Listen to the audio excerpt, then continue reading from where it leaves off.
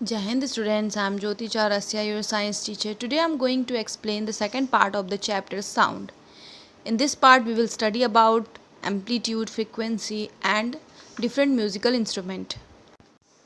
Now our first topic is frequency and amplitude. The nature of sound depends on frequency and amplitude of vibration. It means जो sound का nature होता है वो vibration के frequency और amplitude पर depend करता है. I have told about this vibration in previous part. That is sound is always produced by some vibrating body, यानी कि जब कोई बॉडी वाइब्रेट हो रही है तो वहाँ से साउंड प्रोड्यूस होता है.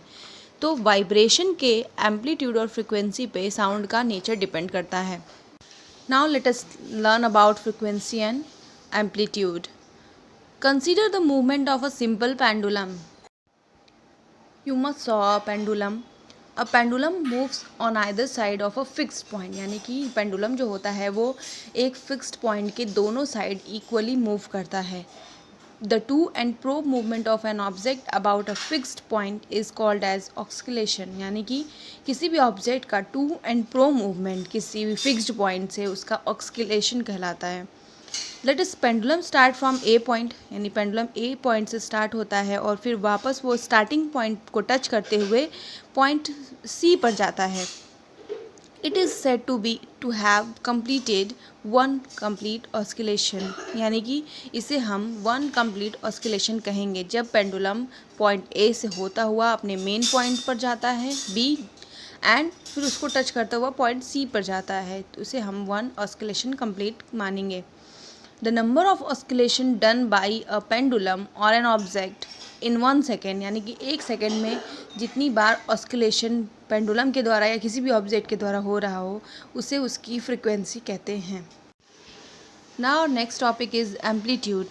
Amplitude is the maximum distance travelled by an object on other side during its oscillatory motion, यानी कि जब कोई ऑब्जेक्ट ऑस्किलेटरी मोशन कर रहा हो तो वो एक साइड में कितनी मैक्सिमम डिस्टेंस ट्रैवल करता है वो उसकी एम्पलीट्यूड कहलाती है.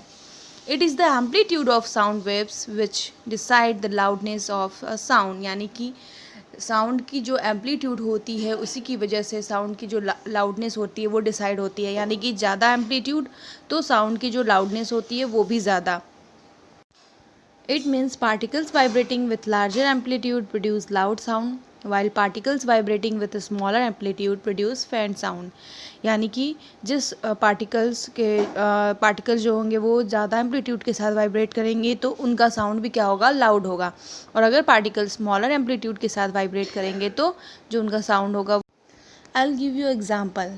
When the ripples generated by dropping a stone in a pond, यानी कि जब हम पॉन्ड में पत्थर फेंकते हैं, स्टोन फेंकते हैं तो उसमें क्या होते हैं एट द सेंटर, यानी कि सेंटर में जहाँ हम स्टोन को फेंकते हैं वहाँ जो वाटर का एम्पलीट्यूड होता है, वाटर रिपल्स के जो एम्पलीट्यूड होते हैं वो ज़्यादा होते हैं, बस धीरे धीरे जैसे ही डिस्टेंस बढ़ती जाती है वो ख़त्म हो जाता है. नहीं, जब हम किसी साउंड सोर्स के पास होते हैं, यानी कि हम जब किसी स्पीकर के, किसी रेडियो या किसी भी साउंड सोर्स के पास होते हैं तो हमको उसका साउंड क्या होता है, ज़्यादा सुनाई देता है. जो साउंड होता है वो लाउडर होता है. अब जैसे जैसे डिस्टेंस बढ़ती जाती है आवाज़ भी क्या हो जाती है, साउंड भी जो होती है वो स्लो हो जाती है, यानी कि हमें कम सुनाई देने लगता है. Now the next topic is the musical instrument. We have learned that in order to produce music, the frequency of sound waves must be in a particular mathematical order. यानी कि जब हम किसी म्यूज़िक को प्रोड्यूस कर रहे हों तो साउंड की जो फ्रिक्वेंसी होती है वो एक पर्टिकुलर मैथमेटिकल ऑर्डर में होनी चाहिए. Certain instrument are design in a such way as produce sound wave in a orderly manner, यानी कि कुछ ऐसे इंस्ट्रूमेंट बनाए गए हैं, डिज़ाइन किए गए हैं ऐसे कि वो साउंड वेव्स को एक ऑर्डरली मैनर में प्रोड्यूस करते हैं. जैसे कि the instrument which are design to produce pleasant sound are called musical instrument, यानी कि ऐसे इंस्ट्रूमेंट जिनसे एक बहुत अच्छी साउंड निकलती हो, जो साउंड माइंड को रिलैक्स फील कराती हो, तो उसको हम म्यूज़िकल इंस्ट्रूमेंट कहते हैं. Musical instrument are classified into 3 categories. First is the string instrument. Stringed instrument are the instrument in which sound is produced by metal string, यानी कि string instrument ऐसे होते हैं जिनमें sound metal string के द्वारा produce की जाती है. In string instrument such as a guitar, metal string of different thickness are used in order to produce different musical notes, यानी कि गिटार में अलग अलग पतले पतले जो मेटल स्ट्रिंग होते हैं अलग अलग थिकनेस के होते हैं, जिनसे अलग अलग म्यूजिकल नोट क्या होती है, डिफरेंट टाइप के प्रोड्यूस होती है।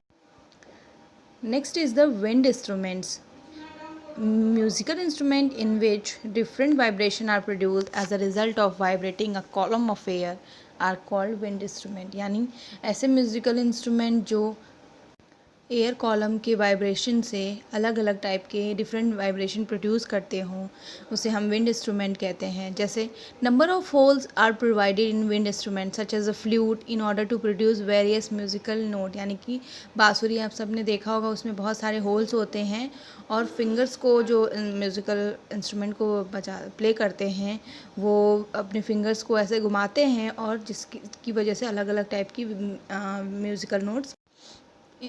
Next is the percussion instruments, instrument that produce sound by beating are called percussion instrument। यानी कि ऐसे इंस्ट्रूमेंट जिनको बीट करने पे साउंड प्रोड्यूस हो उसे परकसन इंस्ट्रूमेंट कहते हैं। Drum and tabla are the example of percussion instruments, यानी कि जो इसकी अपर मेम्ब्रेन होती है उस पर फिंगर या फिर वुडन स्टिक हम वाइब्रेट करते हैं तो साउंड प्रोड्यूस होता है। Now next topic is the eco.